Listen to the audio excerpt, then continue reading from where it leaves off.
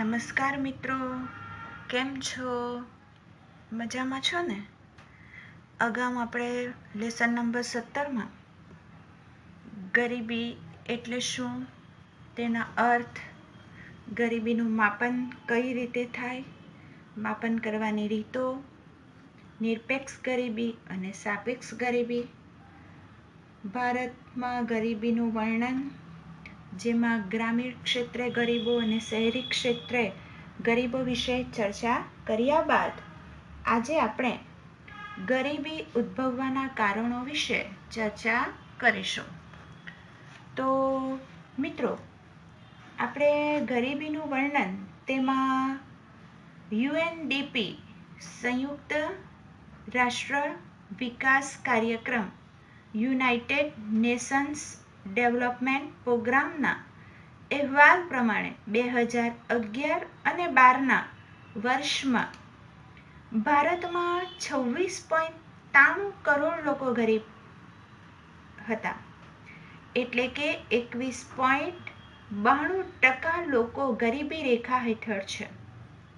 તેમાં ગામડામાં 21.65 કરોડ લોકો એટલે કે 25.7% લોકો ગ્રામીણ ક્ષેત્રે ગરીબ હતા અને શહેરી ક્ષેત્રે માત્ર 5.28 કરોડ લોકો એટલે કે 13.7% લોકો ગરીબી રેખા નીચે જીવન જીવતા હતા. તો મિત્રો, આ ગરીબીના મૂળિયા શહેરો કરતાં ગ્રામ્ય વિસ્તારમાં ખૂબ જ ઊંડે સુધી વિસ્તરેલા છે. એનું કંઈક અંશે કારણ આપણે જોઈએ તો નિરક્ષરતા સાથે તેઓ એક જ પ્રણાલીમાં જીવન પસાર કરનારા અને સરકાર તરફથી જે કંઈક વિકાસ માટેના લાભો એમને મળવા જોઈએ તો એ એમના સુધી ન પહોંચ્યા હોય, તો એ જે જુદા જુદા કારણો છે તો એ ગરીબી ઉદ્ભવવા માટે જવાબદાર છે. તો આ ગરીબી ઉદ્ભવવાના જે જવાબદાર કારણો છે એના વિશે આપણે ચર્ચા કરીશું. તો કૃષિ ક્ષેત્રે અપૂરતો વિકાસ અને અપૂરતી સિંચાઈની સવલતોના કારણે કૃષિ ક્ષેત્રમાંથી મળતી આવકમાં ઘટાડો. તો મિત્રો, ગામડાના લોકો જેની મુખ્ય આર્થિક પ્રવૃત્તિ આપણે ખાસ કરીને જોઈએ તો ભારતમાં મુખ્ય આર્થિક પ્રવૃત્તિ કઈ છે? ખેતી.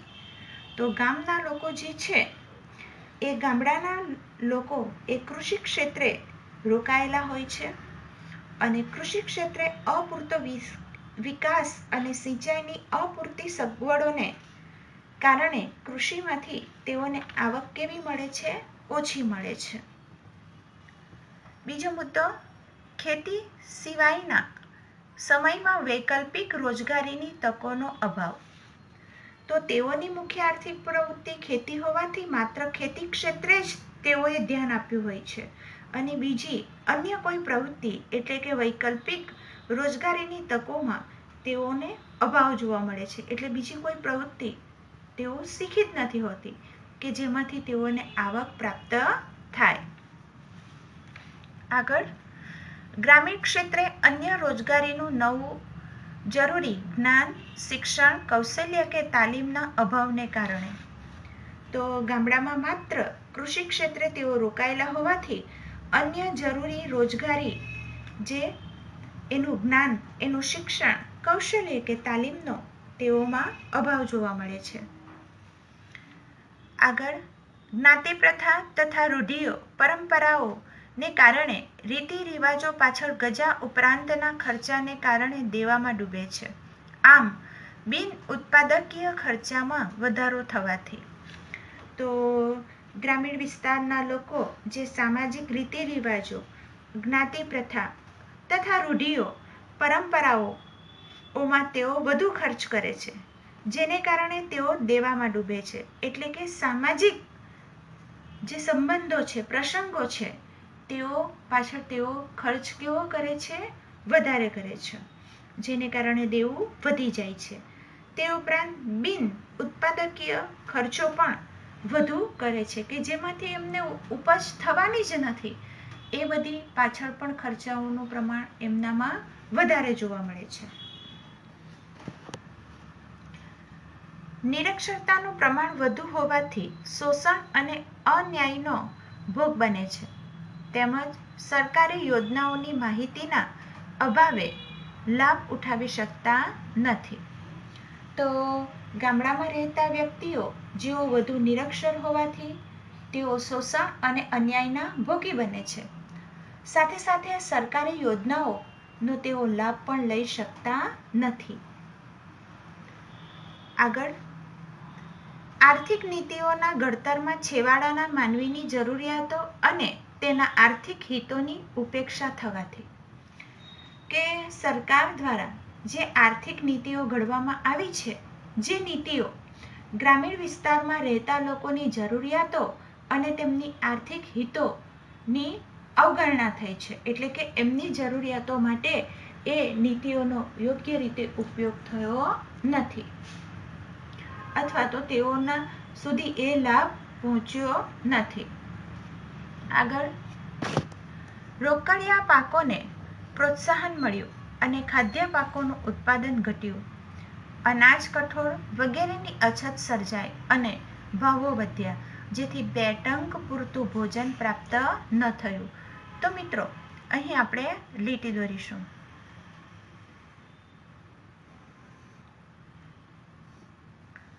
તો ગ્રામીણ ક્ષેત્રે રોકડિયા પાકોને વધુ પ્રોત્સાહન મળતું હોવાને કારણે ખાદ્ય પાકોનું ઉત્પાદન દિવસે ને દિવસે ઘટતું ગયું. તો મિત્રો, આપણે લેસન નંબર 10ની અંદર શીખી ગયા છે કે ખાદ્ય પાકો અને રોકડિયા પાકો. તો રોકડિયા પાકોની અંદર શું થાય? તો જે પાકનું ઉત્પાદન થાય છે એમાં સીધી તમને શું મળી જાય છે? આવક. જ્યારે ખાદ્ય પાકોમાં શું થાય કે તમારું જે ઘઉંનું ઉત્પાદન હોય, ડાંગરનું ઉત્પાદન હોય કે જુવારનું, તો એ ઉત્પાદન થયા પછી તમારે એના જે પાક હોય છે એને છળવો પડે. એટલે કે એ જે ઘઉં હોય કે ડાંગર હોય એને છળીને એમાંથી ઘઉંનો દાણો, ચોખાનો દાણો કે જુવારના ડુંડામાંથી જુવાર એને કાઢવી પડશે. તો એ કાઢવા માટે તમારી મજૂરી ખર્ચ જશે, અને એ મજૂરી બાદ કરી તમારું જેટલું ધાન હોય એ પ્રમાણે તમને પૈસા મળે. જ્યારે રોકડિયા પાકોમાં તો ખેતરમાં જે ઉત્પાદન થયું હોય એમાંથી તમને સીધી આવક પ્રાપ્ત થઈ જાય છે. સીધું સિમ્પલ ઉદાહરણ આપું તો મિત્રો, કપાસ એ રોકડિયા પાક છે. તો કપાસનું જે ઉત્પાદન થાય છે તો તેની અંદર પ્રથમ તો આપણે જોઈએ તો કપાસ એટલે કે રૂ, બરાબર? તો એ રૂ તો સુતરાઉ કાપડની બનાવટ માટે, અથવા આપણે જાણીએ છીએ કે એ રૂનો ઉપયોગ સુતરાઉ કાપડ, તે ઉપરાંત ભગવાનની પૂજા માટેનો રૂ બનાવવા માટે વગેરે રીતે એનો ઉપયોગ થાય છે. ત્યાર પછી કપાસિયા એટલે કે એનું બી, એમાંથી તેલ કાઢવામાં આવે છે. એટલે જે આપણે કપાસિયા તેલ તરીકે તેનો ઉપયોગ કરીએ છીએ, એનો બીજો ઉપયોગ થયો. અને ત્રીજો કે એ કપાસિયામાંથી તેલ કાઢ્યા બાદ એ બિયાના જે ભૂકો વધે છે, બરાબર, તે દૂધાળા પશુના દાણ માટે વપરાય છે. કે જે દૂધ આપનારા જે જીવો છે તો તેના ખોરાક માટે એ તેલ નીકળી ગયા પછી જે એ ભૂકો વધે છે, ખોળ વધે છે, એ દૂધાળા પશુઓના ખોરાકમાં ભેળવી દેવામાં આવે છે. તો તેના માટે તેનો ઉપયોગ થાય છે. એટલે એ 3 રીતે જુદી રીતે આવક પ્રાપ્ત થાય છે. ઓકે, આગળ જઈએ.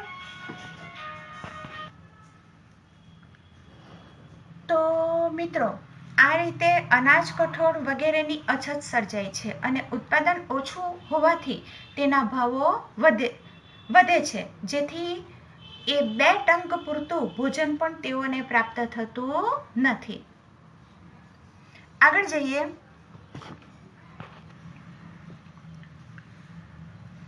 આર્થિક સુધારાઓના અમલ થકી ગ્રામીણ અર્થવ્યવસ્થા ભાંગી, કુટીર અને લઘુ ઉદ્યોગો ખલાસ થયા, સ્થળાંતર વધ્યું, ખેતીની આવક ઘટવાથી.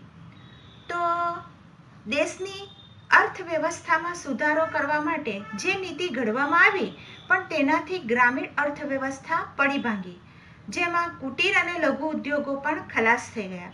તેને પરિણામે લોકો ગામડું છોડીને શહેર તરફ તેમણે સ્થળાંતર કર્યું અને ખેતીની આવક દિવસે દિવસે ઓછી થવા લાગી. ગરીબો કુપોષણના અને વિવિધ રોગોના શિકાર બન્યા. આરોગ્ય વિષયક ખર્ચાઓ વધ્યા, આવક સ્થિર જ રહી, સારવાર દવા પાછળના ખર્ચાઓ વધી ગયા.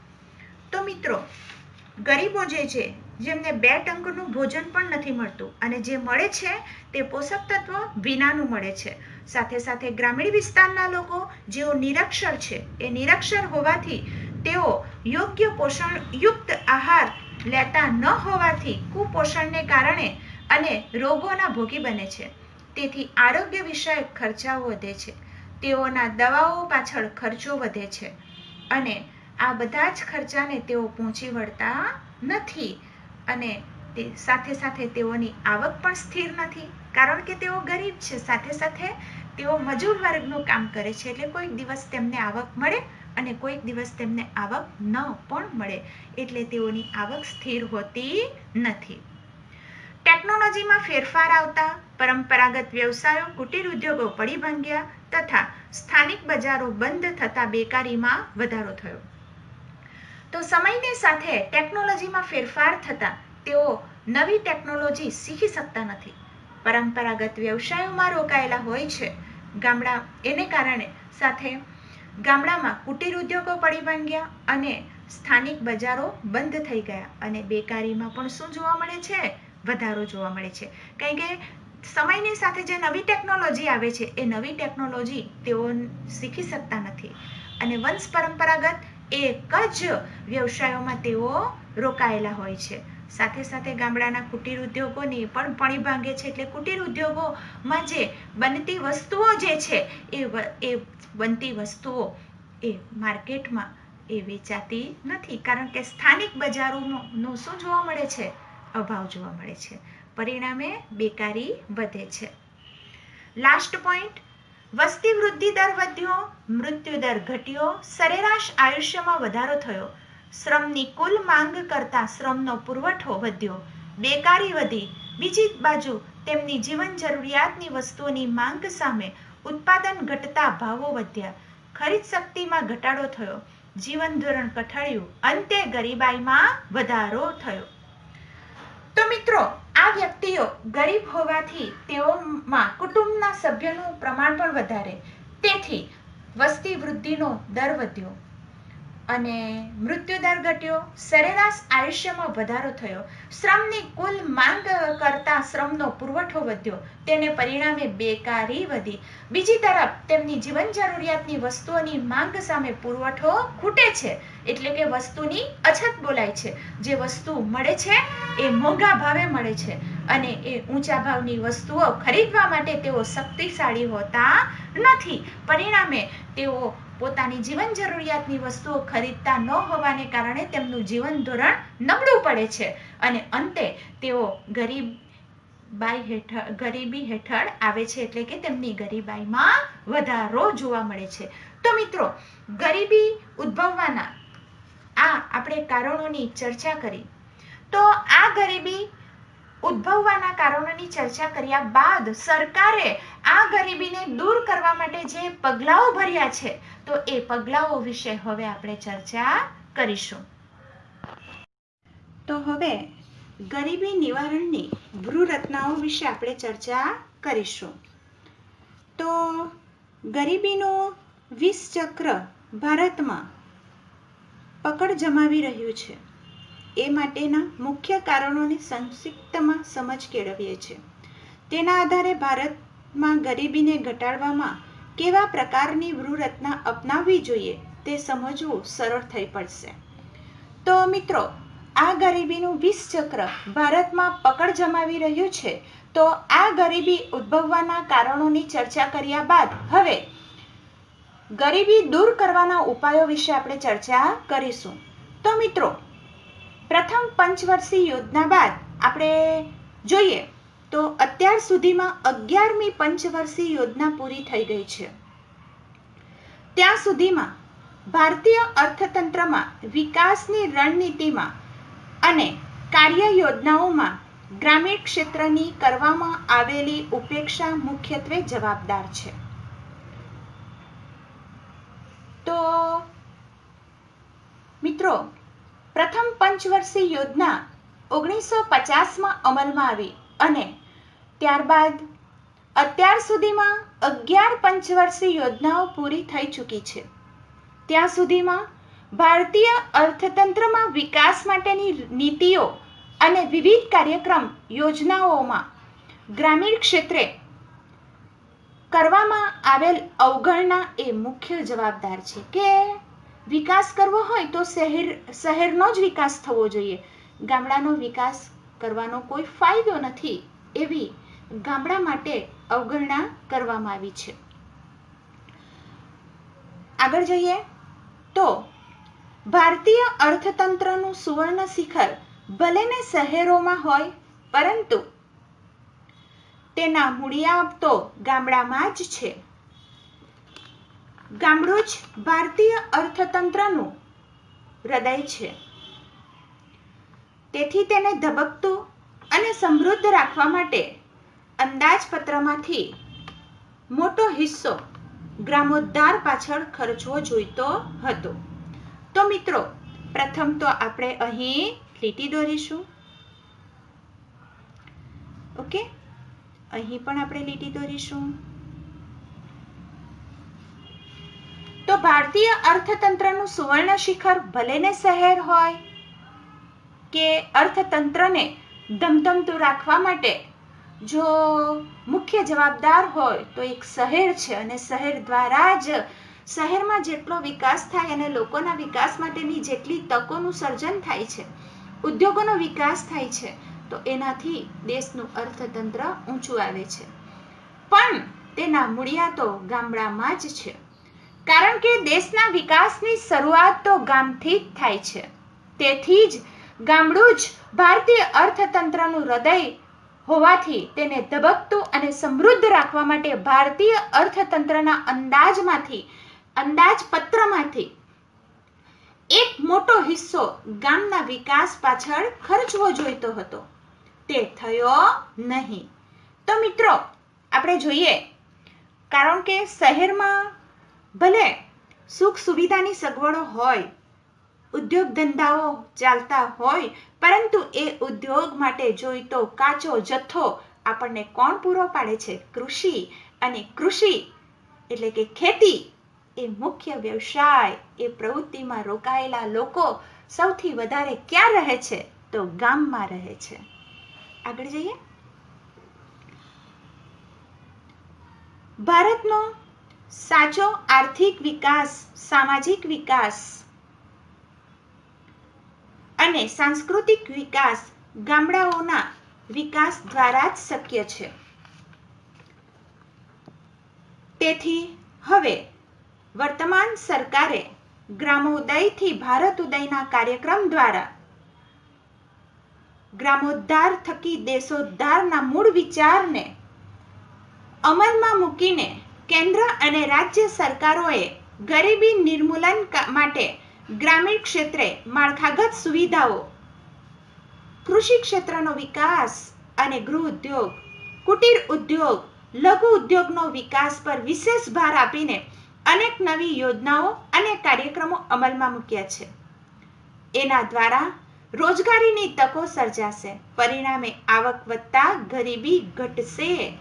તો મિત્રો, આપણે અત્યારે જ ચર્ચા કરી કે ભલે ભારતીય અર્થતંત્રનું સુવર્ણ શિખર ભલે ને શહેરો હોય, પરંતુ તેના મૂળિયા તો ગામડામાં જ છે. ગામડું જ ભારતીય અર્થતંત્રનું હૃદય છે, તેથી તેને ધબકતું અને સમૃદ્ધ રાખવું જોઈએ. અને ભારતનો એ આર્થિક વિકાસ, સામાજિક વિકાસ અને સાંસ્કૃતિક વિકાસ જો કરવો હોય તો તે ગામડા દ્વારા જ શક્ય બને છે. અને વર્તમાન સરકારે ગામડામાંથી ગરીબી દૂર કરવા માટે એવું વિચાર્યું છે કે પહેલા ગામનો વિકાસ થશે, ગામનો વિકાસ થશે તો તેના થકી દેશનો વિકાસ થશે. એટલે ગામોદયથી ભારત ઉદયના કાર્યક્રમ દ્વારા ભારતના ગામનો વિકાસથી દેશનો વિકાસના મૂળ વિચારને અમલમાં મૂકીને કેન્દ્ર અને રાજ્ય સરકારે ગરીબી નિવારણ માટે નવી યોજનાઓ અને કાર્યક્રમો અમલમાં મૂક્યા. તો મિત્રો, સરકારે ગામડામાંથી ગરીબી દૂર કરવા માટે ગામના લોકો માટે એટલે કે ગામના માળખામાં સુધારો કર્યો, જેમ કે પીવાનું ચોખ્ખું પાણી, વૃક્ષારોપણ, ખેતી સિવાય અન્ય પ્રવૃત્તિ, જેનાથી તેઓનો વિકાસ થઈ શકે. એટલે કે માત્ર એક જ પ્રવૃત્તિમાં રચ્યા પચ્યા રહીએ એના કરતાં બીજા ગૌણ વ્યવસાયમાં જોડાયેલા હોય, ગૌણ પ્રવૃત્તિ, બીજી અન્ય પ્રવૃત્તિઓ જો તેમને આવડતી હોય તો તેમાંથી પણ તેમને આવક પ્રાપ્ત થઈ શકે. એટલે કે વચ્ચેના સમયગાળા દરમિયાન તેઓ અન્ય પ્રવૃત્તિઓમાંથી પણ રોજગારી પ્રાપ્ત કરી શકે. એટલા માટે સરકારે નવી યોજનાઓ અને કાર્યક્રમો અમલમાં મૂક્યા. કૃષિ ક્ષેત્રે વિકાસ, જેમાં સુધારેલા બિયારણો, સિંચાઈની સુવિધા, રાસાયણિક ખાતર, જંતુનાશક દવા, કૃષિના વિકાસ માટે એ ગામના ખેડૂતને ગામ સેવક દ્વારા યોગ્ય માર્ગદર્શન પૂરું પાડવામાં આવ્યું. એ ઉપરાંત ગામના નાના ઉદ્યોગો, લઘુ ઉદ્યોગ, ગૃહ ઉદ્યોગ અને કુટીર ઉદ્યોગ વિકાસ માટે સરકારે લોન અને સબસિડીની સુવિધાઓ આપી. અને બેરોજગાર વ્યક્તિને અનેક નવી યોજનાઓ અને કાર્યક્રમ દ્વારા લાભ આપીને તેઓને ગરીબી રેખાની ઉપર લાવી શકાય. કારણ કે જે બેરોજગાર છે તેને રોજગારી પ્રાપ્ત થશે, જેનાથી રોજગારીની તકોનું સર્જન થશે. પરિણામે તેઓની આવકમાં વધારો થશે અને એમની આવકમાં વધારો થતા ગરીબીમાં ઘટાડો થશે. એ વિચારીને સરકારે નવી વ્યૂહરચનાઓ અમલમાં મૂકી. તો આપણે એમાં પ્રથમ જોઈશું વ્યૂહરચના નંબર 1.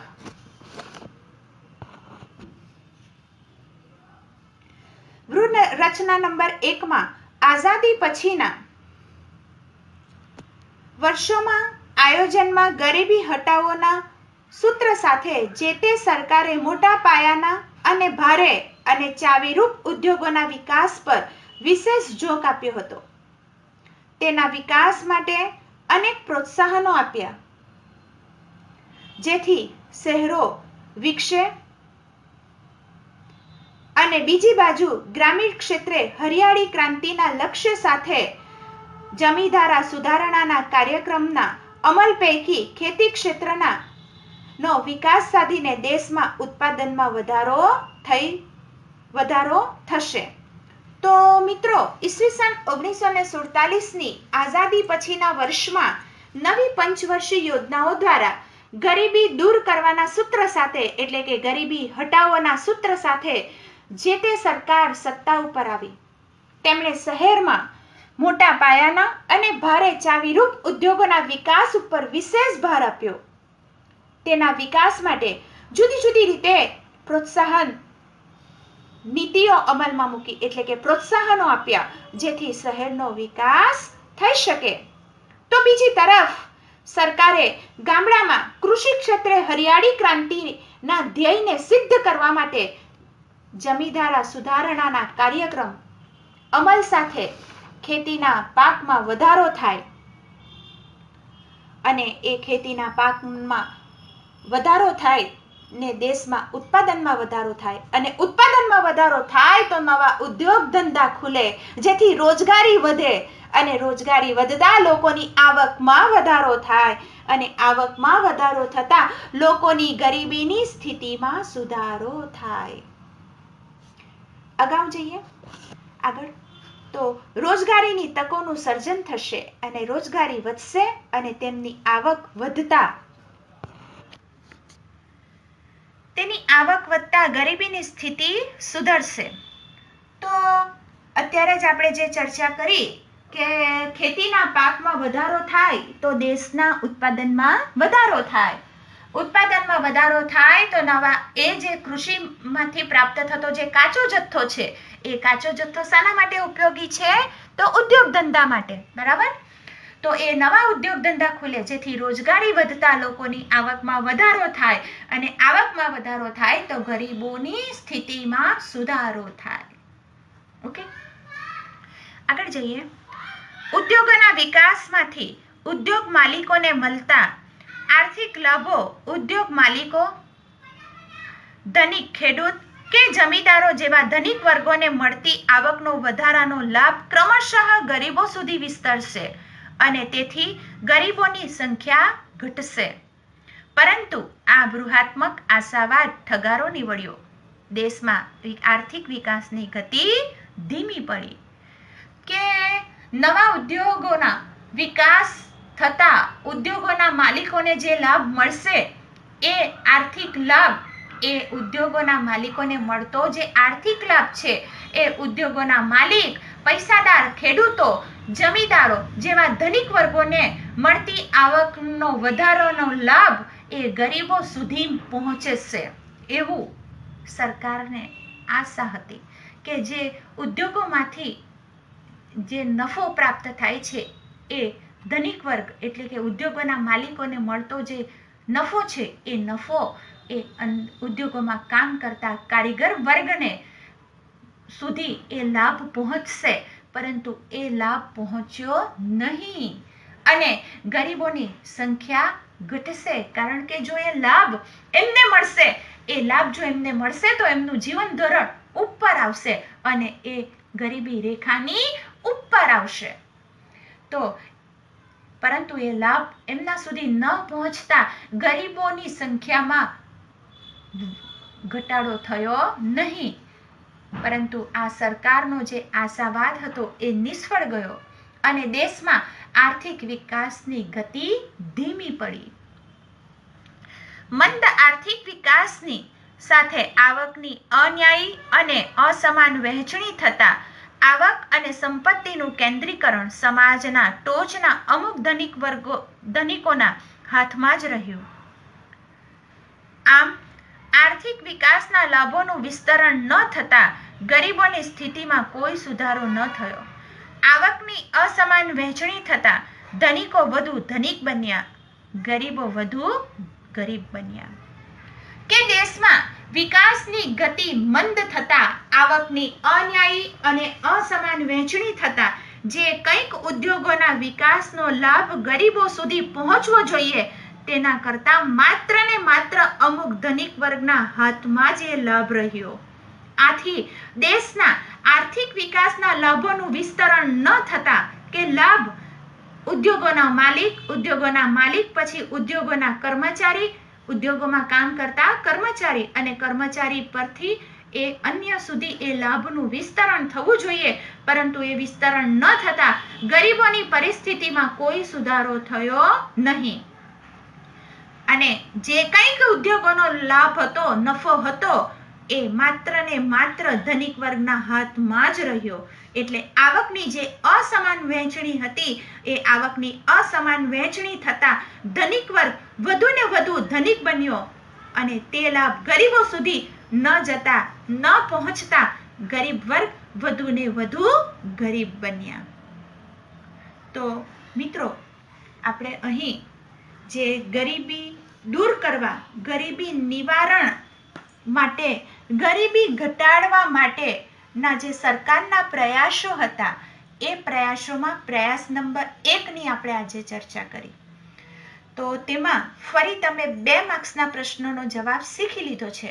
પ્રશ્ન તમને એમ પૂછાશે, મિત્રો અહીં લીટી દોરો, ધનિકો વધુ ને વધુ ધનિક બન્યા, ગરીબો વધુ ગરીબ બન્યા, વિધાન સમજાવો. તો તેનો જવાબ તમારો અહીંથી અહીં સુધીનો રહેશે. 2 માર્ક્સના પ્રશ્નોનો જવાબ. પ્રશ્ન છે ધનિકો વધુ ધનિક બન્યા, ગરીબો વધુ ગરીબ બન્યા. તો એ પ્રશ્નનો જવાબ તમારો અહીંથી શરૂ થશે અને અહીં પૂરો થશે. મિત્રો, હજી આપણી વૃહરચના બાકી છે. તો આજે માત્ર આપણે ગરીબી ઉદ્ભવવાના કારણો અને ગરીબી નિવારણની વૃહરચનામાં વૃહરચના નંબર 1 વિશે આપણે અભ્યાસ કર્યો. એ સાથે હું આજનો લેક્ચર પૂરો કરું છું. અને મિત્રો, યાદ રાખજો, આપણા નિયમ પ્રમાણે પ્રશ્નોનો જવાબ મોડે કરીને નોટબુકમાં લખવાના રહેશે. ઓકે મિત્રો, ઘરે રહેજો, સ્વસ્થ રહેજો.